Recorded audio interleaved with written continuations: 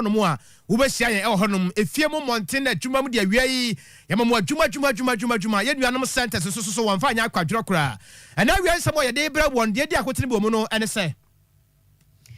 Oswafo ye ohwe apomuden sam so wode nsama todwa no wo kyerɛ mu sɛ COVID no ayese konso tetenkwanche nti wɔsra ye pa yɛnhwɛ sɛ protocols anasa nhyehyɛ yɛ mpanimfo de agu wɔ no yɛbɛkɔ so a adi so wasoma awura no mienu sɛ wɔnhwɛ nsesam bi mu ɛwɔ Brazil fɛ sɛ Ghana nim ɛyɛ agu ase na ɛyɛ de nsɛm a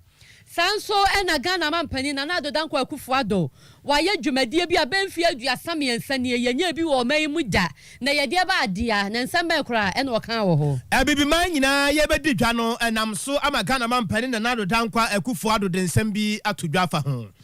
Sanso ena se yekodwa senior high school mu a opani ba kwa wɔkyerɛ physics wɔno anso ye NDC ni Owura Solomon Anane wɔde nsɛm bi atodwa no wo kyerɛ mu sɛ sabato wei ekoba sɛ bibia anko ye ɔmo NDC fo nya de a ɔmo bɛkɔ kɔɔto ɛsɛ kɔɔto na enka bi mo ɔmo Nigeria mem so timamofo ne aprosifo de agam so na wanhwɛ yi a bibi besi ewo mu na eyede ensamo a afoforo bi eka ho yede beso mo minute aduanan ya eda yanim se Oyerepa FM awia pram to bre eka se ebo Facebook no eye Oyerepa radio betimi ahwe ye wo ho e na YouTube no eye Oyerepa FM fo adwenkyere bra mane fa nsama yede ebe yi ho ye bekenkan ama kama Emmanuel Oduro Korea one na bedi eche Richmond Frempong wo mo e na aboabo no ya wo mo boye chidom midi e de maame efia nyakopapa bi mini abema obrempong ani eden samno ebremo ade sama samno nkyeremo no eni abusuafo sadie mpanimfo aye nhyehyeye a ewo mu ana watwe bia no omo hyada ebodwa na ensantwofo aba na omo de nsama todwa fa COVID anase coronavirus no sadie hu nsunsuaso ene ne hyehyeye etie ewo mayi mu no ene enkran ebi akoso saa na oswafo no na hwe oman yapomuden nsam so kwakwaje maimanu wode nsama todwa no se kame ye se yeruafi no wokaye ne woka nyina ne se COVID no enkoyo tetenkwanchan pa ena o hwe ye se ejeja ye ho a dia sam kase bebre yen wo so hwe amano ne ba bi to say UK any America na ekọ fam so say kura no asama ne homre so ba bi wo ho no ma ye lockdown kakra enti ye dia na aye se nya no na say wo mo tanya bi no eye active cases no mo manya bi aba fam na woni ade bia wo manya bi dada no so no mo ho eto wo mo no ya hwe ya ye be fa ne tra ne ejeja ye ho se ejeja ye ho ayare no ebe ma asam afa yase enti tiawa de wo ka che Ghana ni bia ene se hye ye wo ho no ma ye protocol so no say ye she no sana say face mask ye wo horo ye nsa ne ya hwe ye hu yie no ye nkoso ani su kosi se yare ne be hu se eni ho biom kra. For 5 regions in our country at the moment, we do not have a single active case. Upper West, Northeast, Northern region, Savannah, OT, and I think that is about 12. 6 regions with up to 10 active cases. 4 regions with active cases between 11 and 20. And we have Greater Accra region that now has close to about 100 active cases. Key factors in our success story: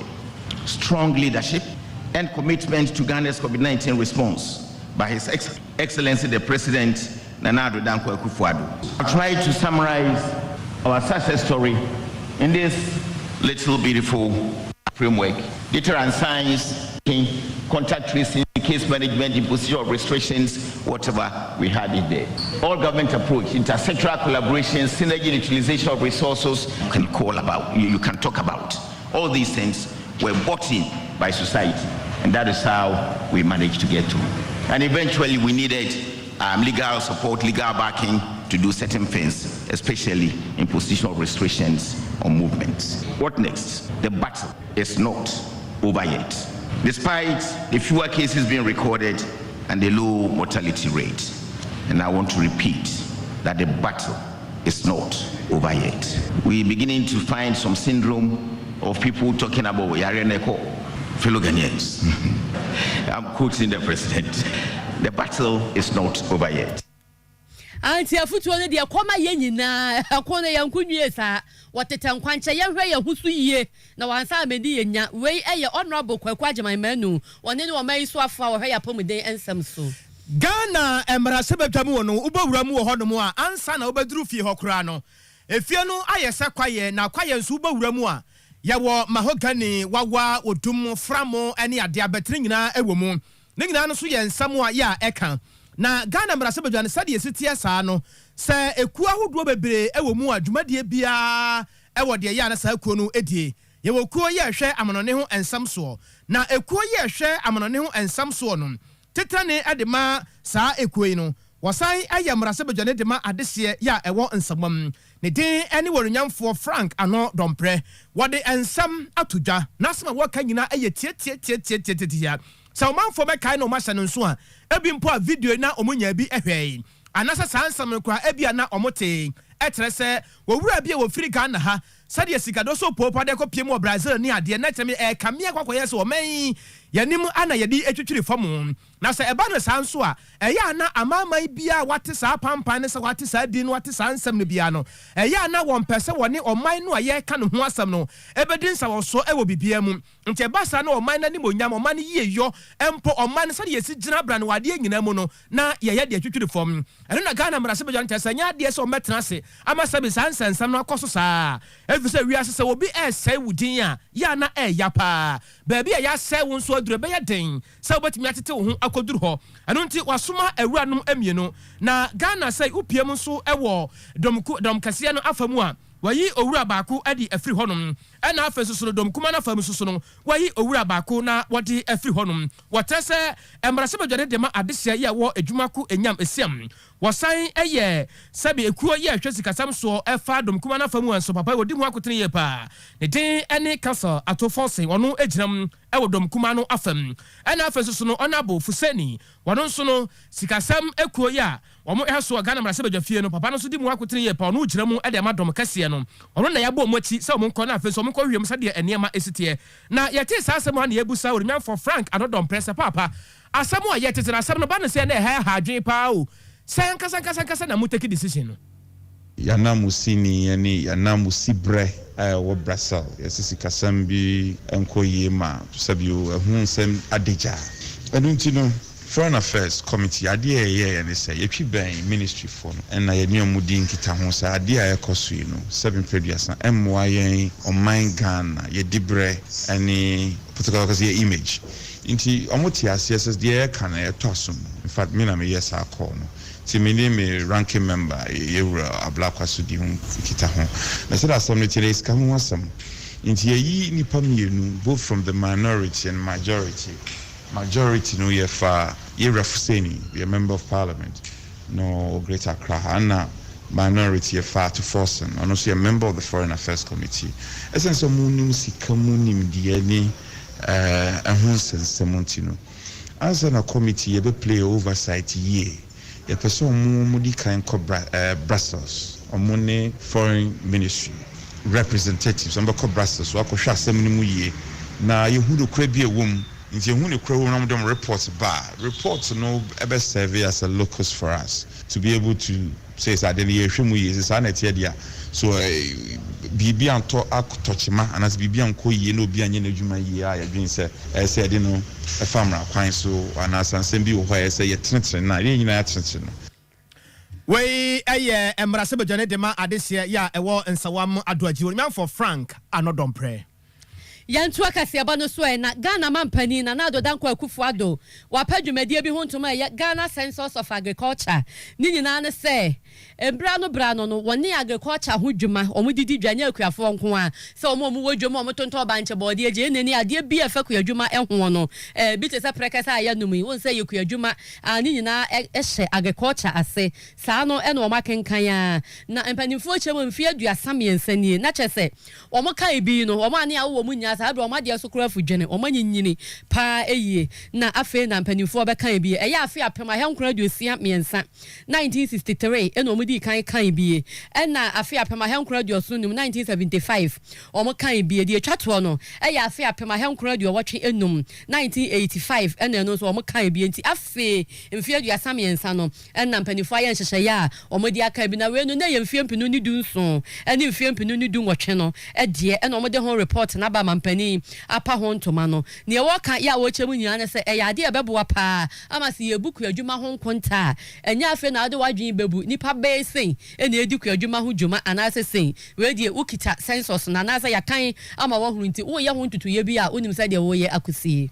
The importance of agriculture to the growth and development of our nation demands that the data on the sector, which informs the formulation of strategies and policies, as well as the monitoring and evaluation of such policies, must be accurate and up to date. In any well-governed state, both the population census and the census of agriculture are taken every 10 years. In the early decades of our nationhood, the census of agriculture was conducted every 10 years. The first in 1963, the second in 1975, and the third in 1985. Shamefully, since then, for the last 33 years, no such census had been undertaken. Policy, prior to my assumption of office, had consequently been based largely on guesswork. It is no wonder that this period witnessed a systematic decline of agriculture. We cannot afford such neglect again. You will thus recall that on Friday, 8th of June 2018 at Sefirioso, as part of my working visit to the Western region, I launched the Ghana Census of Agriculture. It was the first time in 33 years that such a census was to be conducted. Ladies and gentlemen, the purpose of the census is to help provide a basis to monitor the progress of government's interventions, offer insights on the transformation of the sector, and more importantly, ensure the integration of agriculture, industry, and service sectors. We Ghana mampani na nado danko akufuado Ghana Census of Agriculture no ebra na opa ho ntoma no eno no na nso ho no mampanimfo echire mu ana mfie mpinu ni dunso eni mfie mpinu ni dunwotwe na chese 2017 2018 national report no ni omuhu ye anase de omoboabo no ni nyina no efie ahoduradu yo ye efie ye omwura mu na efie opepe mienu ahanum aduawotwe enum ahanum ne aduasa baako 2,585,531 agricultural households ya wo meyi mu enu omwura na enipa ya omonso ade omo ho awura kuadwuma ni mu bi no enso eye opepe du baako empema hasa aduanan ahankono ene aduanan enso 11,340,947 population no said etie no no eno omonso ubu nkonta emba nko atum wo ha mu chichemu aduonum num achi poso enum 50.5% ena mema eye 49.5%.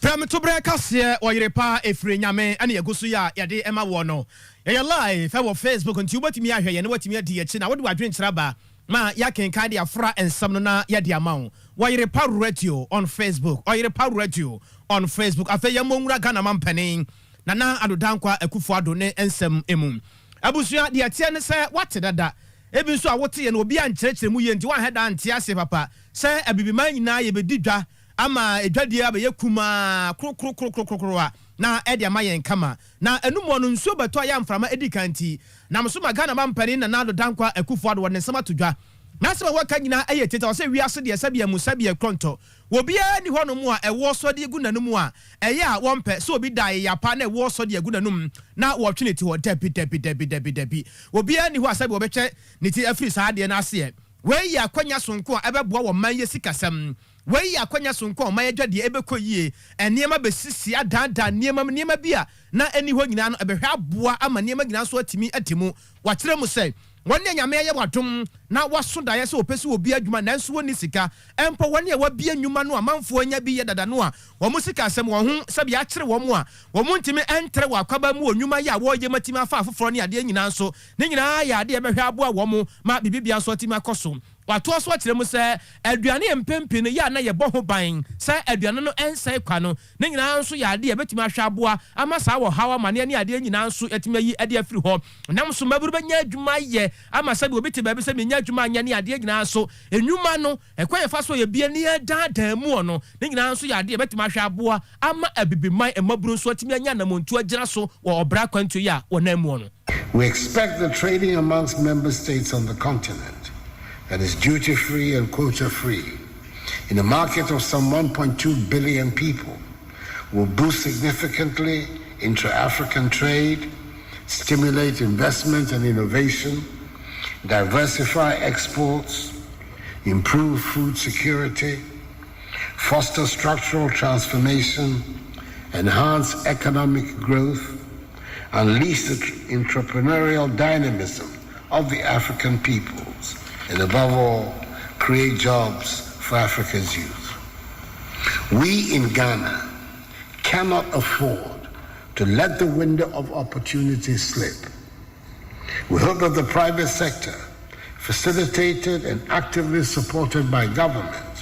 will be at the forefront of trying to take advantage of the vast possibilities presented by the AFCFTA.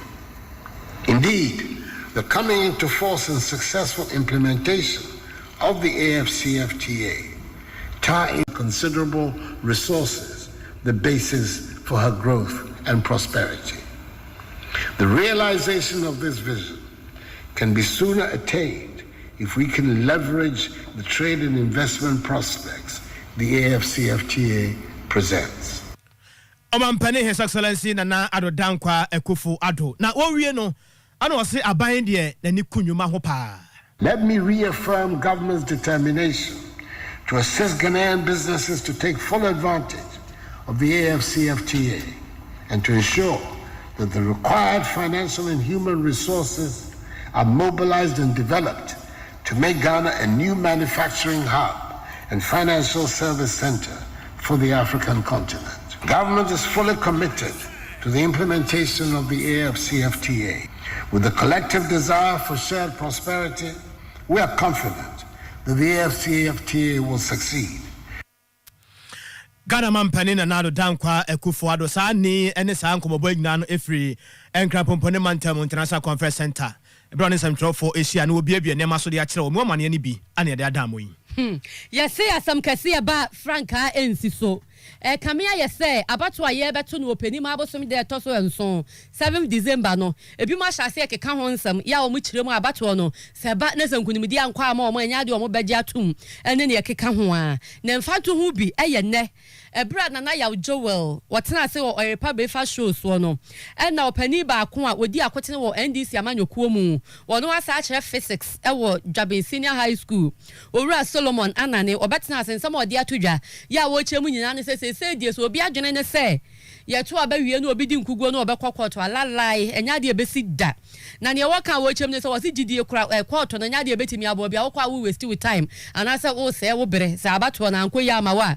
enti de ono de woka nyina ne se amanyokuo ne die omu betu omo hofo ekwaye ebefa so a ebeboa wo nya kwato asem de woka che ndisi amanyokuo mpanimfo ese no a eho na omo beji atum na wokeka na no na odi nsem bi betu dwa se omo abato komisa we kura omo nyini ni eni abato na ye beto no omo nim se enya de enya mu beda ho fine free and fair bia enya de ebeba mu ndi sa results ne ba na anko ya ama wo mu enya de omo beji atum ne aji atum chena na me na yese refia odi kotokwa ni as much na ni refi mu na kotokwa hye na oja pack here we koto na ni refi no ho na oja pack here no tanta ni refi no ho so o ye refi also you neutral to other people o my Ghana penny o my ayewo Mameno has every opportunity to put all of us together process no before during and after and you're very fair incredible no be who said the rules were played according to the game and no be a luswa Ghana you never be a cool so we will ensure say and you have to aba there will be another 4 years again but when obes kill say with all intents and purposes ne di an say obema baako awieni die and your flag bearer aka over and over Miss Solomon anane me so me fuso the party mka say oh yes obeji tiri say gwechia one we will not accept the result and two we will go to court we will not go to court we won't go to court and this penny be obeka chem say yenya electoral matters ye fen court na onisi listen to the caveat and this penny be obeka chem say yenya electoral matters ye fen court na onisi serious I'm serious now Ghana I'm telling you it is sad to say be jamanaka and I say what other remedies we pick it up court is not an option today not in this me say court Solomon please see don't downplay that please what's the downplay me say in this today electoral matters say end this as a political party when you be a catch me say you for electoral matters in court that's happen you know you see so if you say baby I do court is the only option just leave it and go sleep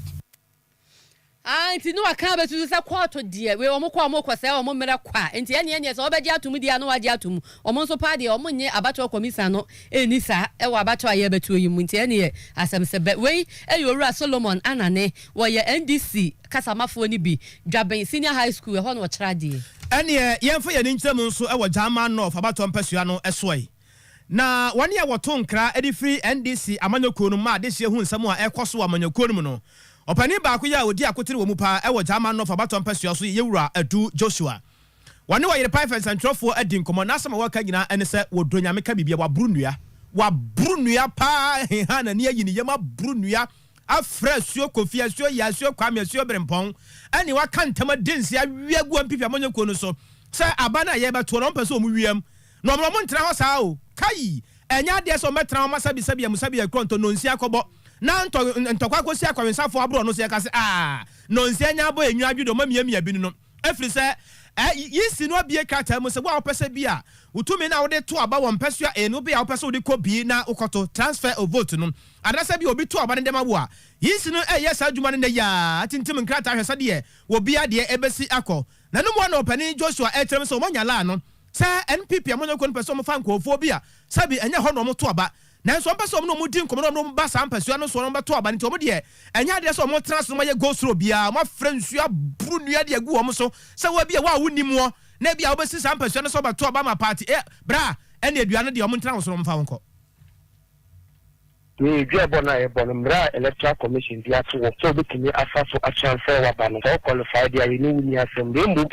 samra no wo bu samra no so na oba na transfer vote e de ba e de na nanom samanfo e butua sa na nsu a etwa ye hu ahia abosoma hodo nyina ye de butua ka se wo a se bu bu samra so ba ba register no abosom ne sa nsuo ne abosom ne nyina eni yini e de ni ba bia ofiri a oba he nti se duabonu nyawa ye de wo busiafo taasi nti se wo a wuti mi na so so ba to oba be register ba transfer vote about the ya waso nya me ye ademo a ochina aye Tuesday Electoral Commission dey grab say oba be transfer students any school before students and now COVID-19 no o mentini and free school man be register o be get some register no brother o say some transfer baba MPP for start here ye pen ko for wusunya tichimane ada register ka ho a ye be say ba so mo de o mo ba na some be transfer o ma ba e wo na ye kama Ghana fo nyina ati say itwa bona ye boy ye thank you na so dem ye so say woni bia wo da ko fa na me tumi dia o play na so ko so ase bra ye decide say na nanom samanfo na ye flow mo last year no ye san flow mo bi abosoma awa jama no fakese aye wa etin kin ntem no ye san flow mo bi dem da no eda won wo da no I disqualify say uba ka ebe register no so bi ko so na do ba ye ma kusa di sa abosoma nyina esun kusa o ma do ba ka ho udi se bi ka ho na so bi ja no so on froka no mra jama no fe se etina ko tin Friday so me transfer ni vote famra no me to aba emfa uma obi a se na tuma enso ania jama no fa yo ma de so me to aba kia no so ma obi tanya ba ma ne mra ka mu na wote a oba ye de ka so fe so se wa mra no en qualify obi a no o sika mu na wo ba akwantia de ye de suma kusa Ora Joshua adu waya wane a woto nkra de free NDC amanyoko no e wo jama no fa baton pesua no so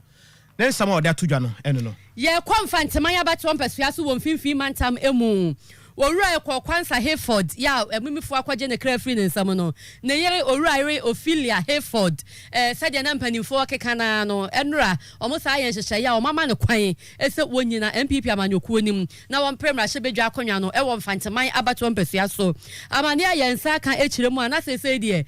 ne nkrata asem nyina wachocho so ya wode kwa abato komisa asoye na sadia ya manu boni a wato nkrama yen e de ato yanim ne se woni MPP achitafo no motu tena so ya omutwa nkwansini miensa 3 kilometers na omode ne namu akopie ya mankasim abato komisa na so ye hono ma sese dia maame no wode ne nkrata akọ enti wo ginam apre samra hyebedwani won fanteman abato mpasua so na chese obesi ni kura nan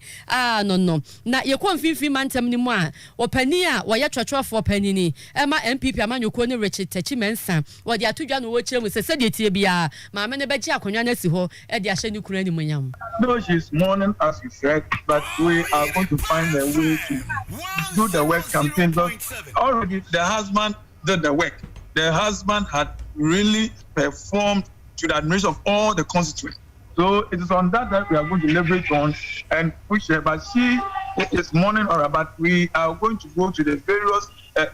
communities, the electorate areas, then tell them campaign as to why they have to support this report to continue the good works of standing in for the people. And that's exactly what the late MP did. And we've seen that we see a compensable through Mrs. Ophelia Hayford. So whatever compensable that the wife cannot be left out. So she did a strong pillar behind the husband. Indeed, we have made the right choice and we are going to work. It's not only Ishi alone who is going to campaign. We are all there. Party people, the police station officers are all going to come on board and we work assiduously for us to retain this seat. 0.7. Wey Ayora Richard Tachimensa, wano Finfin Mantam so MPP Amanyokuo no, original secretary and treasurer for Penny Emma Wong. And area say ya ketua, and untubon say, South Kamukra na wotia wiena, utia menua, and I say be out here me Facebook wa. The Namsuma utimi me Facebook na your phone na eboa wo e wade nyina munti. Internet obi kura ya mo was me nkura phone obi kura keypad bi was me phone asay you no kura phone pa was nya phone. Na ye hwe kanisa no bon se obekọ obi dem no na wahoro ne pictures kama necessary hwem ne ade na abon. Ene kura menye sure kura se obi ni ade e fe na abon. Ne nyina no ye ja phone so aba ne bi o mo se ne pictures nyina na ewo ne phone so. Na ansa na phone so akase se ne ade e beba no. Na ye nuanom adwuma bi o mo ye ne se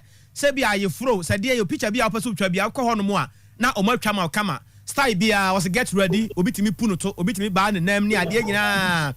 style wo pe na sai na dwuma de no esi ekọ enne ewiase asesa covid abeka bibia o mo so aka wo mo ana ye dua ba Stephanie wo su search atiasi wo mte so na de se ne bia di nkomo oba pa nyame aso me nka na ho te se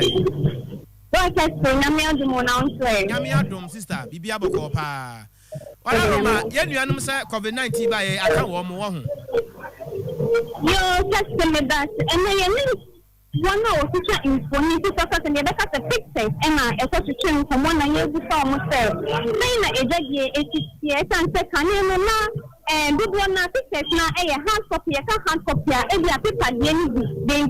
dey print ba bon tin then to say no more than Ghana na say into the phone ni ade abaning to as obi a picture of say there obi the phone and me say no soft copy na ye ne omu ba phone mambo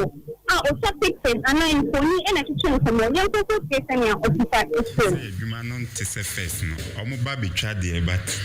omu ntwa no ntese de face no omu tai ebetwa soft copy na ye say omu betwa hard no bia nipa the whole day bia nipa mienu miensa bi na be ba se omu twa omu pe hard copy ni nyina akoye soft copy no but no kran so nye se de bia no e ba se de face na e ba no say face no na high busy pa but we are no start ama se de na se de hati no yenim de so ati kran this face no we dey bia nipa bia be 45 it me ba they say bia nipa bia 20 bia 18 and eba affect soft copy no you try 2 pictures are in 8 cities no ten fan say 1 4 cities it but in channel 1 we buy this we check 2 na ajo 8 cities na hard copy no so you print ba kuma wa 5 cities. Wey adwade mu nsam a ye nua ba Stephanie owusu sekere wode ebesom ye ene awia ebra so say ye de adwenche no ba GP1 herbal beverage wada roma wa ye adwuma nyina kama se ya harawa ne ebra bon de ma nyina brane o e ba wa ye pa FM ha se ya ye nsa ebeka bi sano so bosheba electrical se nkane papa efi abusu asam ne ye tietia utu akoto na se bia wu yi ne nkrokra digital video recorders ahodo adapters ahodo standing fan ceiling fan ya use remote na first USB sawo mu a brekoma se dumo ye pa FM ya duru ho asam no asi 0541 125 339 0541 125 339 obeje wo so prekasa natural ginger drink ewia na bose no unya de achele kakra se ya bra wo na wo kro no sister numbi bra numbi be yi fin bia fini paduanum ma hoode ne ahurusie so atimi aba se de kusia pie ne yonko akodi asie wo sie so no na wo na wo kro wanim no nti prekasa de aye kama papa ba bia hu se ye to bi bia no misra wo se bia wo di traffic mo wo hene fa na te so bi ka prekasa ho asam a emu asum nua kra pebi na ebe ya dwuma nyina kama na edi amount wonu misa post ni nya duro no menua ma mesrawo na nsam heda hu ne ma yie ase bi akam ase beba ase ba na eba ko wani heda nye ho ase ne aye tuntum dodo ni nyina emwa de aka na fa hene aka amenanum na be de nso apie ni nyina nso ye nsam bia gesa wa na obetimi ayi ano be ma mesrawo sa de esa ase bre no pese wo twekọ akiri emwa bra bema de woso ye adwuma se bema na atimi ayade bima bia kama se de wusi epe no no ano mesra post ni na duro no eya pebi na nya adwuma ni na kama emfa ema immune booster eno ano no hene fa na wo se ba bia wo se bia no kai ne se no nso se upiem e hospital square junction a obenya bi na fe so dan kesen so obenya bi eno ache people Johnson baby atondro bia so hwe posi ni na duru no wonya nya bi se ya bra wa wie ase ya wo ba ya yare de wona to nkwanta mo pai ahara wo mu ana brebo mu ana anasa dan be CPS tasa de wankasa usi epe 0246 208496 0246 208496 na waje oso abusu ade ya make kire wo nyina ne se ewiase na wo no ho ya siesie wo honam no ma honam no enya kama eye LR natural we no abibi kwan so kama ana ye namo a yesiesie nipadua no dot bia monka bia ba nipadua no wafo ye tochom wonso a woni di ye wafo so tiagu ba bia sabi wontimi modi ya wi abokwan no wa mentimi modi sa da ben ne chena ba ne sa ne hatwen mesraw ba ma ne te wa koma ne di no person pepa firi wo nipadua no ho ba bi kura wo ne namo a mesraw de brekoma se atum why enu an de nipadua no pese ye de ma bia no eye LR natural adum Liberty House ana obutu 0542 147030 0542 147030 na obeje so ewo ade bia na ya o eyem sado nso ensuo de ye ensuo hiama nipadua no pa na ensuo de wa nya bi wo nipadua no mu abonsa wo nipadua no kwa na afrase na emmoamoa nipadua no nsuo wo mu a nipadua ntimi dada no ho bere bia ya wope na nyame nyansa mu na ade mu no obo nipa hu se nsuo de ye pa enya nsuo ni nsuo ensuo a wobanu mu a kire befa ho ka de wa anom kura no a enka eye aqua blue mineral water mesraw aye na wo ye ponto abade ntojuma de bia wodie bia no je be sha fridge na be som ama wani ate kama ye de biem na wa ho so na ni eka ye frempanifoɔ yi ɛwɔ 0559698009 na waje oso lafi akobra na menkenka abusuafo ya to akase aba no so na wone a nipa du nso ano omo nyina pre ese omo bagi mampani ewo mayi mu no endra ena mane ba ya bato komisa enum ena na wayi wo mafiri mu a ene ya ni bi twetwe nkomo kra ewo afidie so ma mote na ba ko ni kofi gane ensama odi atodwa ya wo chemu nyina ne se se ekobasa amanfo keka na se basa bato komisa echemu se yedi kan no omo di nkomo kokoom ansa na eba abonten a wo se yehu enya no kre bibia se di omo hu ya ne se da abontene ese yeyi omo afiri mu ho nsensama ene wo ka ene wo chechire mu se enia manketenkete ma akubia ne nkoye wo ne krata so ene nam so ma abato komisa no eyi omo firi mu nanka omo di kan ene omo di nkomo okoko manka ebia nkomo timi ye nsakra kakra no ewom ansa na yeyi omo di na firi mu nti se di o chechire mu no wo se wone eta na chi nyina wo do mase na enso no wo kon na ena anyeye. We believe that these issues that the EC is raising can be resolved. We have heard from the news being put out or the comments being put out in the media that there were some irregularities and that the candidates themselves are in the know and they have been informed. As I state here, we have not at any point in the last 1 week or the day that was left for the filing process to be complete heard from the EC. We've received no calls, we've received no written nominations, we've received no emails, absolutely nothing. And we have provided all these details in case the EC needed to get us. And so what I will say now is that we still believe there are ways to solve these issues. And so we will be in touch with the EC to gain some further clarification as to what exactly they find wrong with our nomination and what exactly is the way forward. And depending on that conversation with the EC, we would carry out any further steps we need to carry. As a matter of fact, we are in the process of ensuring that any of those further steps that we need to carry do get carried at the right time so that we can correct some of these things. So all I have to say to everybody who's listening is that a big thank you for the massive support you have given to this campaign. Ora kofi gane eno no ntia ne o so omanya abato komisa no besi nkonwa mom na anamo bi a ewo so mutu fa ho no o matu abusua kase ne ye ne mo na esase o na yemienu ye ne nko na mote ntia adwen yo se bi a wonka ho a woka ho pa wonsam a wodi abaye no na ebre na so se ye bekenkan e de amamo we no ya Facebook live there na mekenkan NS Frimport de na ye de sase o se Buenos Aires Argentina bibia ye loud and clear we le news there no na ye tiemu Otra editor Emmanuel Odro Korea Ocha no je so pa sif man wose aton so di aba na wose nanti kane man pene 200 mani mahama pa wose di asemo a na bunto no se de no aye ne sa ne so be ye 2016 na no ya na wura fi o masa to ti abra wo de woni so bete wan wana abo abedi kuma se kwada so eke post ni aturo wo ti apa na wo sampa no kra ya me anim ne no kra pa yonko dopa na wo de magana fo gina ene san wo se his excellency na nado dankwa akufuado woni abai de omo ya adwuma bia nyuma style bia mfidi nyuma ne ade nyina tia hwe na afenso santoma wo mu bi ya afra kuma wo de aba na wo sampa Ghana man pani na nado dankwa akufuado wono kan ni papa ya betimi de ho ato no so ade nyina mu nti ahwe na afenso san mo adwuma na simple kra na yemfa ema no na Richmond Kofi and Kofi Richmond what dia ba appear do kwakwapen na dia ba na say at long last the battle has ended akwa don kwa san fam ai ma mi na ne de o abura de nya uma we smart na ne san fam biom yo Max Billion Amponsa Emmanuel what dia ba na say COVID-19 is akosuru biom emu sa amanyofo every say enche na o sa be bontoa nipa dom na na mama we wina sa na corona na sa ba biom so Mami pina Michael Chiretrimu Dehima, also UK. Hona we loud and clear. Bibia de dem come pa. Odo e Belgium and Antwerp we say adwuma no de si or the pamot na say ya. Dada kasa man kwa de wo de aba na so hwe no wasatie. Kwame atawia wo bo wonsam kama na wo de amayen. Eno no na Boseba Amisti.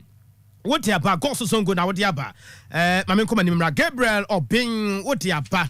And also Breman na wo ho na afenso wasatie. Odike na afenso jataba. Nti mo papa nyina no come forms montimi amfele come forms ka no montimi amfele so hu na we nyina se be man bani adi bra ye pentamo Christopher fu forms odi aba na se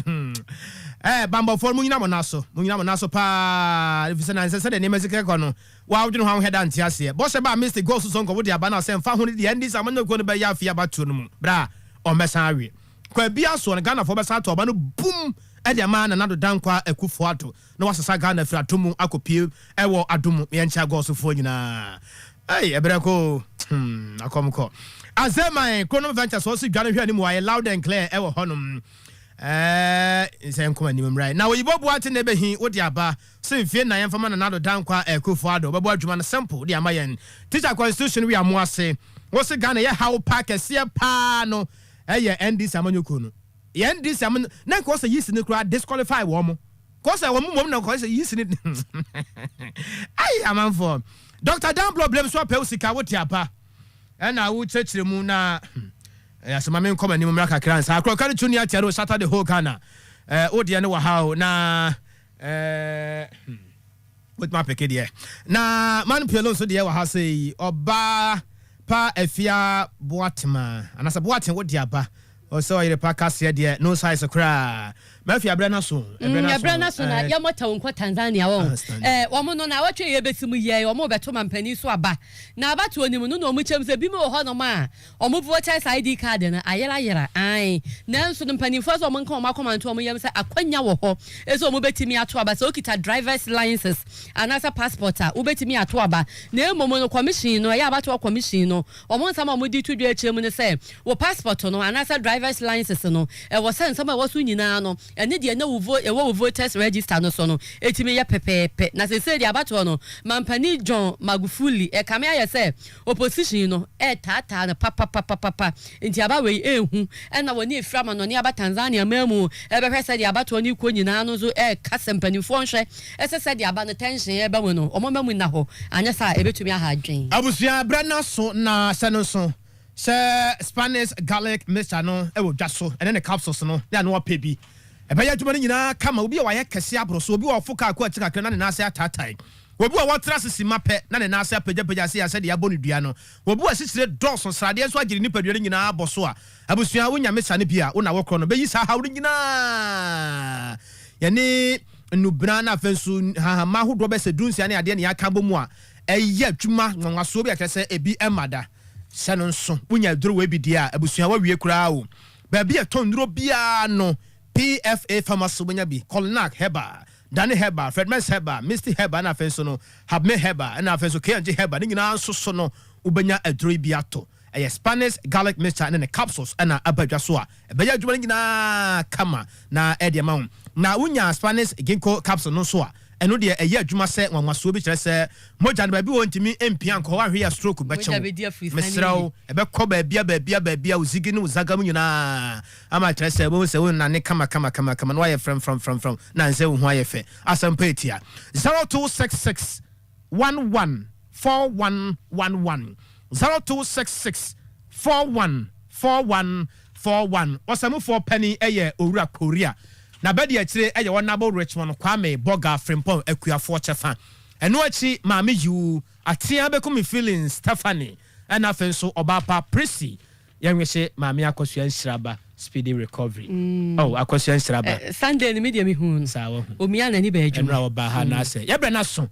ɔbrempɔn ɛyɛ meden awia nwene maame afia nyako yadam wase ɛma momoni tie yɛ kae mo so ɔyɛ perfect antena ɛne abadwafoɔ no bɛtena se a no